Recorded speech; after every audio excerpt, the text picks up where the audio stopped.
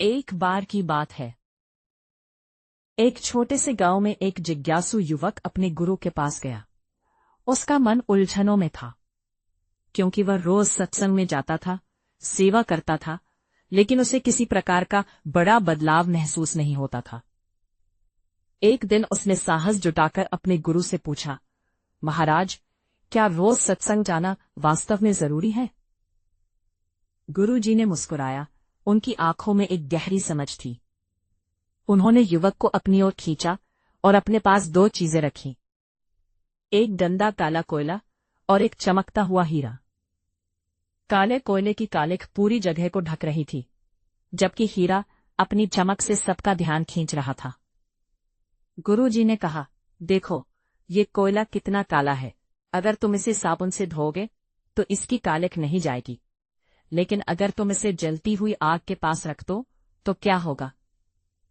युवक ने सोचा और उत्तर दिया, महाराज, आग की संगति में रहकर वह काला कोयला भी लाल हो जाएगा और जलने लगेगा। उसकी कालिख छिप जाएगी और वह रोशनी देने लगेगा। गुरुजी ने उसकी बात को सुनकर सिर हिलाया और समझाया, बिल्कुल सही। हमारा मन भी इस काले कोयले की तरह है, विकारों से भरा हुआ। सत्संग वह ज्ञान की अग्नि है, जहां जाकर हमारे मन की कालिख जल जाती है। जब तक हम सत्संग रूपी आग के पास बैठे रहते हैं, हमारा जीवन भी दिव्य गुणों से चमकने लगता है। फिर गुरुजी ने हीरे की ओर इशारा किया और कहा, और ये हीरा देखो, ये भी कभी धरती के नीचे कोयला था, लेकिन इसने सालों तक दबाव और गर्मी सहन की, तब जाकर ये हीरा बना। इसी तरह जो शिष्य नियम से सत्संग और सेवा करता है, वह एक दिन साधारण इंसान से हीरा, ब्रह्मज्ञानी बन जाता है।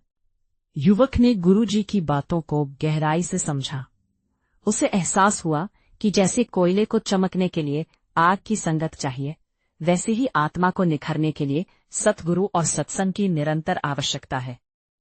इस कहानी से उसे यह शिक्षा मिली कि निरंतरता, कंसिस्टेंसी आवश्यक है।